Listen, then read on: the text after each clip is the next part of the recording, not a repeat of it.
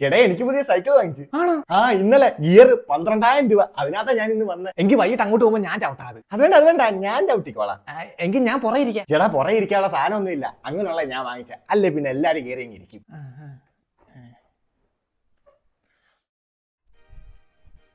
അച്ഛാ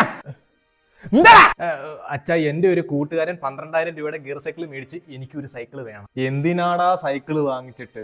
3 കിലോമീറ്റർ അല്ലേ ഉള്ളു, നടന്നു പോയാ മതി. അച്ഛാ എന്തോ അച്ഛാ.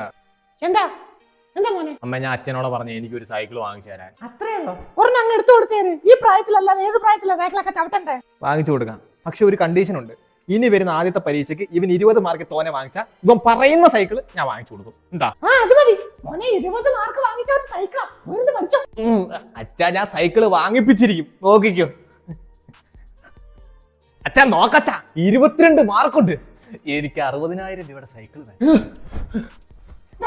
എടി ഞാൻ ഒരു സ്വപ്നം കണ്ട്, നമ്മുടെ മോൻ 22 മാർക്ക് വാങ്ങിച്ചിട്ട് എന്നോടൊന്ന് പറയുവാ 60,000 രൂപയുടെ സൈക്കിൾ വേണമെന്ന്. അത് സ്വപ്നമല്ലേ? എടി അങ്ങനെ കാണോ വാങ്ങിച്ചോണ്ട് വരൂ. വാങ്ങിച്ചോണ്ട് വന്നാ അവൻ പറയുന്ന സൈക്കിൾ വാങ്ങിച്ചു കൊടുക്കണം. രാമ രാമ രാമ രാമ. അമ്മ അച്ഛൻ എന്തേമ്മേ എന്ത് പറഞ്ഞ ആദ്യത്തെ പരീക്ഷയ്ക്ക് 20 തന്നെ മാർക്ക് മേടിച്ച സൈക്കിള് എന്ത് പേപ്പർ കിട്ടിയത്? പേപ്പർ കിട്ടി. അച്ഛാ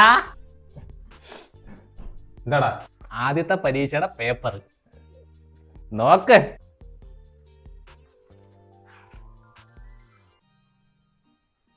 ഇപ്പൊ സന്തോഷായില്ലേ? സൈക്കിൾ മേടിച്ചാരണ്ടാ? 3 കിലോമീറ്റർ അല്ലേ ഉള്ളു, ഞാൻ നടന്നു നിൽക്കോളാ. എന്തായി? ഞാൻ പേടിച്ചു പോയി.